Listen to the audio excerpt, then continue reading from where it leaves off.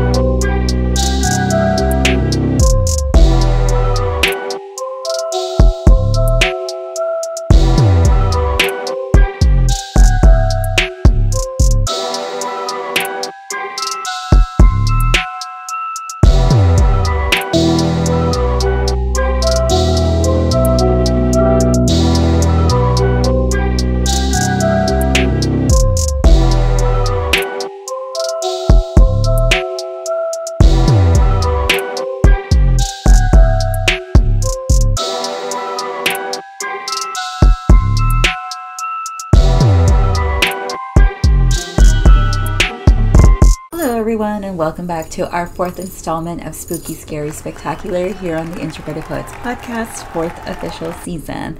That is right, we are still continuing and wrapping up the fourth season. We came back last week for Summerween, and for those of you that don't know what is Summerween, well, Summerween is the warm-up before Halloween, starting after July 4th. For those of you wondering what that was. Now, we hope to see you all for our very special fifth season next year in early spring of 2025. Now, we dare to tread where others fear to go, back to Detective Jenna Martinez's adventures in the weird surfside town. We go to a remote cabin in the woods where a group of friends gather to celebrate a reunion, a submission sent in by a fellow writer/listener, and so much more. Yes, this half of Spooky Scary has a combination of both fiction and personal paranormal encounters, some users known and some preferring to remain in the shadows. Remember, the whole point of the podcast and Spooky Scary Spectacular is to enjoy the tales and to tell stories without no holds bar, and to just chill, thrill, and enjoy.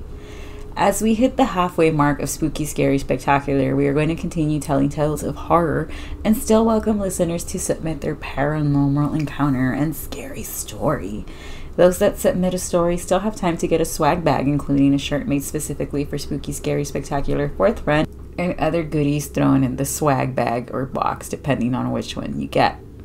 So you all still have time while supplies last. So now, let's get on with our first story of Spooky, Scary, Spectacular, Volume 4, Episode 4. And we're starting it off with Part 2 of Jenna Martinez's saga. Now, for those of you wondering who is Jenna Martinez, you can go back to the Summerween special of last week and check out the first part of who Detective Jenna Martinez is and what she's about. Let's check it out. Shadows on the Shore, Jenna Martinez, Part 2.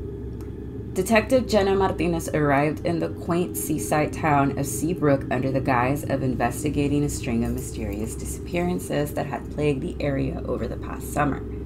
Known for its charming boardwalk and picturesque beaches, Seabrook was a haven for tourists. Until now, the disappearances had escalated into grisly killings, and the locals' growing unease had attracted Martinez's expertise.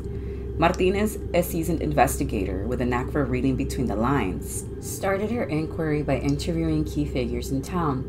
The initial clues were perplexing: inconsistent alibis, an air of secrecy, and cryptic references to ancient town traditions. The deeper she dug, the more she realized that something more sinister than a random killer was at play. The breakthrough came when Martinez stumbled upon an old dusty library in the town hall. There, hidden among the archives, she discovered a collection of journals and diaries from previous town mayors. They spoke of an old pact made by the founding families, a pact that involved protecting the town's prosperity through dark ritualistic sacrifices. As Martinez pieced together the historical documents with recent events, a chilling pattern emerged. Each murder coincided with the dates of local festivals and ceremonies, seemingly tied to the town's history. The more she investigated, the clearer it became. The town's apparent charm was a facade for a deep-rooted tradition of blood sacrifice to ensure prosperity and ward off misfortune. The breakthrough came during a clandestine meeting at a deserted beach cove. Martinez overheard a conversation between several prominent townsfolk, those who had seemed the most helpful and innocent. They spoke in hushed tones, but preserving the balance and renewing the pact, it became clear that the town's entire leadership was complicit in orchestrating the killings as part. With her heart racing, Martinez confronted the town's mayor, an influential figure who had been notably elusive throughout her investigation. In a dramatic showdown, she revealed her findings and presented the damning evidence. The mayor, initially defiant, eventually broke down and admitted to the town's macabre secret, confessing that the town's prosperity was maintained by this dark tradition. In the ensuing chaos, Martinez worked with state authorities to arrest the implicated townsfolk and dismantle the ritualistic practices. The town of Seabrook was left in shock, grappling with the reality of its hidden sins. As Martinez departed, the once charming town now lay exposed, its beaches and boardwalks forever tainted by the shadows of its dark secrets. She left behind a town that would need to reckon with its past and rebuild its reputation from the ground up. Detective Jenna Martinez's investigation had not only solved the mystery of the tourist killings, but had also uncovered the town's deep-seated darkness, ensuring that Seabrook would never be the same again. In continuing with this installment of Spooky, Scary, Spectacular, we have this submission from a user that really emphasized on wanting to remain anonymous. When I first read this story, I was clutching my pearls because, oh my goodness, this is exactly why I didn't visit Letty when she lived in Alabama, because just check it out, y'all. This is called Reunion in the Mountains. Location, Colorado. The names, places, and other identifying factors have been changed for obvious purposes. All right, it's a disclaimer. Wow, this was a submission sent with a disclaimer. I really appreciate that. Okay. A group of old friends seeking a nostalgic escape from their busy lives decided to rent a secluded cabin deep in the heart of the forest for a weekend getaway. The cabin, nestled at the edge of an expansive woodland, promised tranquility and a chance to reconnect. It was the perfect retreat, or so we thought. In our group, we were 4: Emily, Josue, Genesis, and Tomas. We arrived at the cabin on a crisp autumn afternoon, and prior to pulling up to our campsite or even pulling into the park, a ranger at the gate handed Josue, who was driving us, a map of the ground and gave us some ground rules. As per Ranger M's rules, we were supposed to keep ammo, flashlights, a first aid kit. We were also not to respond to noises in the dark, whether they called our names or sounded familiar, and to keep our blinds and doors shut at the cabin once the sun started to set. We kept on driving down the road. The air was filled with laughter and the warmth of rekindled camaraderie. As we settled in, unpacking supplies and reminiscing about our shared past, the cabin, rustic yet charming, seemed to welcome us with open arms. As night fell, the forest surrounding the cabin took on an eerie stillness, however. We gathered around the fireplace, sharing ghost stories and making light of the spooky sounds that crept through the woods. Unbeknownst to us, the playful banter would soon become a grim reality. As the chilling fog began to roll in, the power flickered and then went out. Plunging the cabin into complete darkness, we were initially unfazed and decided to light candles, and we began to play games to pass the time. The game we chose to play in jest involved telling tales of mythical creatures and ancient forest legends, along with charades. It was during the mythical creatures game that we first heard the unsettling noises. A rustling in the woods that seemed too deliberate to be wind. The noises grew louder and more frequent, but when we went outside to investigate, we found nothing.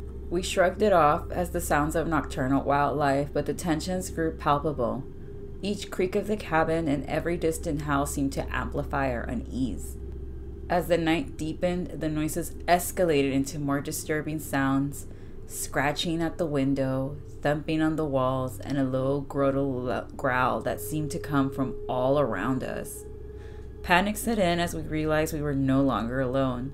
Shadows moved just beyond the edge of their limited light, and we all could feel eyes watching us from the darkness and from the windows. Thomas, trying to keep everyone calm, suggested we lock all the doors and windows and stay together in the living room, but the creatures outside had other plans.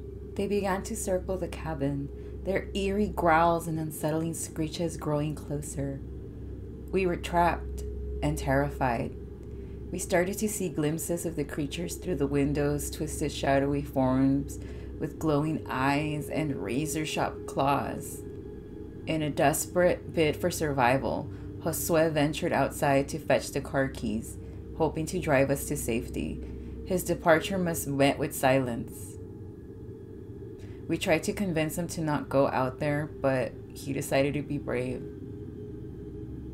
We all just sat there huddled in the circle and realized after what seemed like an eternity, he wasn't going to return. Genesis, Emily, and Tomas knew something was terribly wrong. But after that long silence, or so what appeared to be an eternity of silence, they heard a blood-curdling scream and saw Josue's flashlight drop to the ground outside. With Josue's fate uncertain, we barricaded ourselves in the cabin. As we huddled together once again, our minds raced with fear and regret. The creatures outside seemed to sense our desperation, and the sounds of their eerie chanting grew louder. The chants sounded like grunts, but chants nonetheless. Just as all hope seemed lost, Genesis, who had been researching local legends, remembered an old myth about creatures bound to the forest by an ancient curse. According to the legend, the creatures could only be driven away by performing a specific ritual, one that involved creating a protective barrier with salt and reciting an incantation in tongues. With no other options, we secured the cabin for supplies and quickly prepared for the ritual. Fear was palpable as we worked, knowing that every moment brought the creatures closer to us. Just as the creatures were about to bust into the cabin and basically kill or eat us, I'm not too sure, Emily and Genesis finished the ritual, and suddenly the cabin happened to have a weird glowing light appear into it. The creatures, momentarily repelled, retreated into the shadows. Their howls, echoing through a forest, sounded something like a baby goat dying. However, the light happened to just be dawn breaking, and we were then left exhausted and traumatized, but alive nonetheless.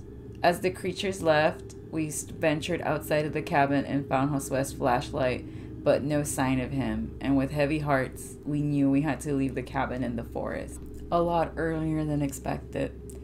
Just as we finished loading the last of our stuff and were about to take off, an official-looking Jeep blocked off the pathway. All three of us looked at each other, shocked, wondering who it could have been. Just as we were about to ask each other who it was, the park ranger opened the Jeep door and stepped out. "Morning," he said.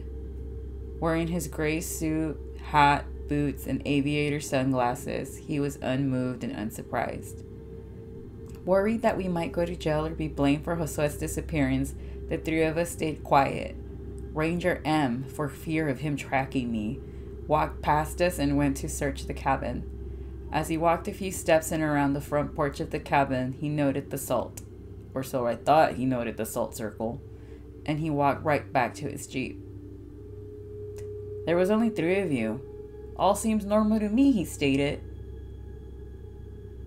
"But we were 4!"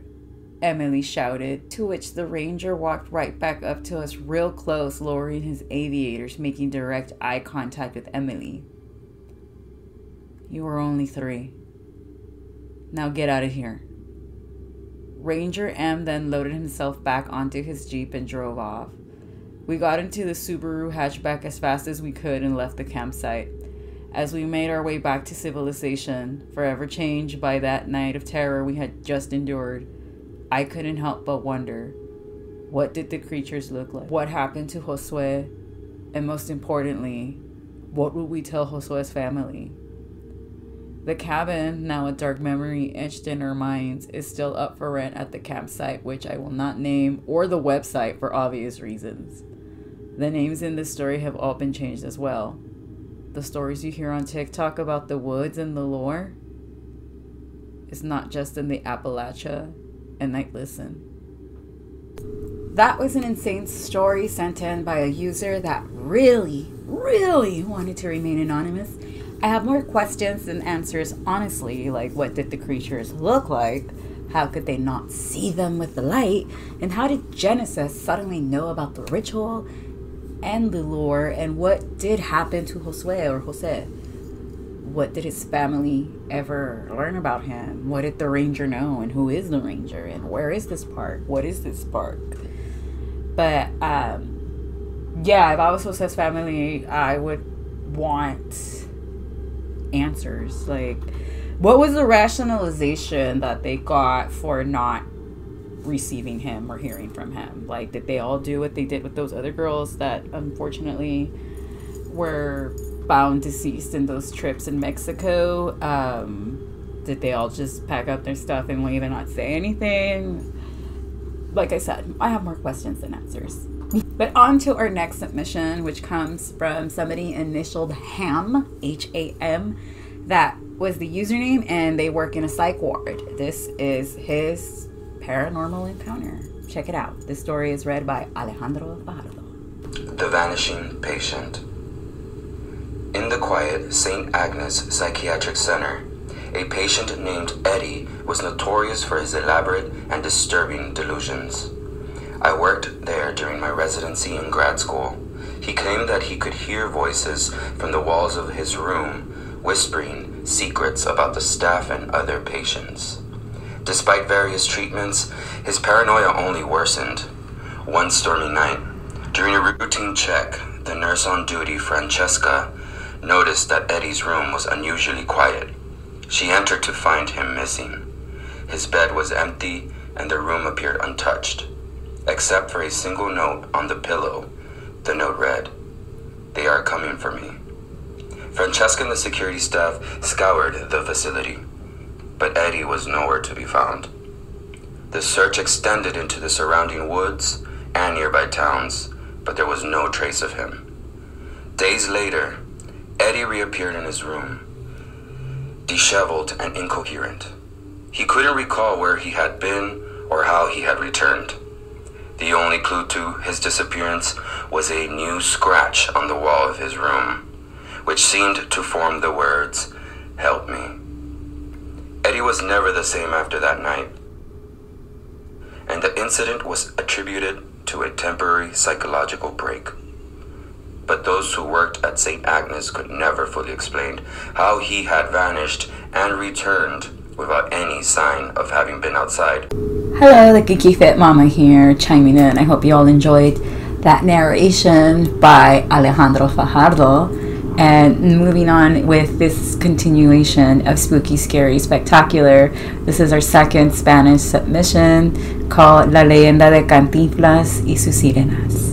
For my non-bilinguals, it translates to Cantinflas and the Legend of the Mermaids. For those of you that are not familiar, Cantinflas was a very popular actor in the movies in the 1950s. He was born Mario Moreno Reyes on August 12th of 1911, and he was a beloved actor and comedian renowned for his distinctive comedic style and sharp wit. He gained fame from his portrayal of El Pelado, a character who was charming, scrappy, and somewhat naive, common man often caught in humorous situations. Cantinflas' performances were marked by their clever wordplay, physical comedy, and social commentary. He became an iconic figure in Latin America cinema and was sometimes referred to as Charlie Chaplin of Mexico, due to a similar style of comedy and social satire. Some of his most famous films include El Bolero de Raquel, A Volar Joven, and El Padrecito. His impact extended beyond Mexico. He also gained recognition in the United States and other countries. Cantinflas' influence remains significant, and he is remembered for his contributions to both Mexican and global cinema. He passed away August 20th, 1993, but his legacy endures through his films and the humor he brought to the audiences. Now, before you all are wondering, but this is Spooky, Scary, Summerween and the Introverted Poets podcast. Why are we doing a little history lesson? Well, I am a thorough bitch. 1. 2, we're not going to do Cantinflas an injustice and not give him a proper background, so I don't mean any disrespect. So we are going to get into Cantinflas y la leyenda de él y sus sirenas. I will do it in Spanish and in English. Imagina ser el actor más reconocido del cine mexicano a nivel mundial. Ser conocido como el Charlie Chaplin de México de la época de los 50. Imagina ser entregado por mujeres hermosas, pero lo que quieres es fuera de este mundo, fuera de esta tierra. Extranjera, es una hechicera, una seductora como la letra de la banda Maná, pero más importante, es una sirena. Aunque era el hombre con millones de pesos, reconocimiento popular, casas y mujeres, Cantinflas ocultó un deseo dentro de él. Bueno, no nomás dentro de él, pero un secreto que confió en su amigo Carlos. Carlos Lorenzo Hernández de Acapulco, México. Acapulco, una ciudad que visitaremos nuevamente más adelante durante este especial de verano, es un pueblo costero en el sur de México, frecuentado por turistas y hogar de muchas leyendas urbanas y fantasmas. Sin embargo, se decía que Carlos Lorenzo Hernández podía ayudar a Cantinflas a cumplir con la sirena de sus deseos. Carlos Lorenzo conoció a Cantinflas en un bar mientras bebía. Carlos le contó a Cantinflas sobre su encuentro con una sirena. Se rumoraba que estaba haciendo un pacto con el misterioso Carlos. Lorenzo luego le dijo al actor que construyera una casa en el agua con piscinas llenas de agua salada que conectaban con el mar. Lorenzo también le encargó a Cantinflas que decorara la casa con un tema acuático para mostrar a las sirenas que eran bienvenidas y entre amigos. Carlos continuó instruyendo a Cantinflas para que adornara la mansión con una estatua de él mismo frente al océano. Al finalizar esta estatua, Cantinflas recibió instrucciones de pararse junto a ella después de las 2 de la mañana, con un cuarzo especial. Se rumoraba que le había costado una fortuna construir esta mansión ahora abandonada.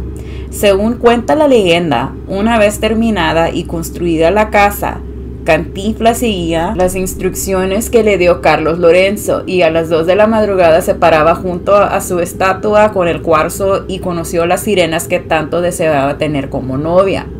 Se llevaban a cabo fiestas de Hollywood donde los invitados de honor no eran los actores, sino las propias sirenas. Los invitados afirmaron haber visto a estos seres nadar hacia las fiestas buscando al actor. Hasta el día de hoy, aunque la mansión permanece abandonada y descuidada, se escucha a las sirenas cantando a las 2 de la mañana cerca de su estatua y todavía buscándolo. Una vez que Cantinflas falleció, su familia vendió la casa en secciones excepto una parte, la que alberga su estatua frente al océano. Se rumora que la estatua cobrará vida a las 2 de la mañana y se convierte en un humano que se sumerge en el océano. Los turistas pueden ir en barco a visitar esta maravilla abandonada en barco. En el viaje notará las ruinas del huracán Otis en 2023. Como muchas leyendas, en lugar de tener una solución o respuestas claras, nos quedan más preguntas que respuestas. Por un lado, ¿quién era este misterioso Carlos Lorenzo? ¿Era residente, visitante, siquiera humano o de este mundo? 2. ¿Tenía un pacto Cantinflas con el reino marino? 3. ¿Quién eran las celebridades en estas fiestas?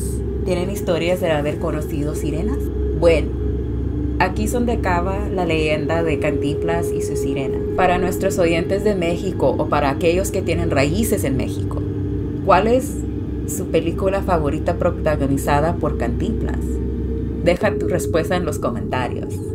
Soy la Geeky Fit Mama y aquí los regreso a nuestro programa de The Introverted Poets Podcast. Hace Summerween espectacular. Y aquí regresamos a nuestro idioma dominante en inglés. Y muchas gracias por escucharnos. So, alrighty guys, that was the legend of Cantinflas and the mermaids. And with this story, we wrap up and conclude episode 4 of season 4 of the Introverted Poets Podcast, a spooky, scary, spectacular Summerween edition, as we are ramping up and getting ready for the 30 days of Halloween next month. I hope you all had a wonderful, spectacular spine-tingling time listening to these submissions and legends and stories. Come back next week for the continuation of Spooky Scary Spectacular as we wrap up season 4 and prep for our top 10 countdown. Oh yes, just like last season we did the top 10, this season we're not going to leave you without one either. Signing off, this is the Geeky Fit Mama with special readings from Alejandro Fajardo. Stay safe out there, and bye-bye.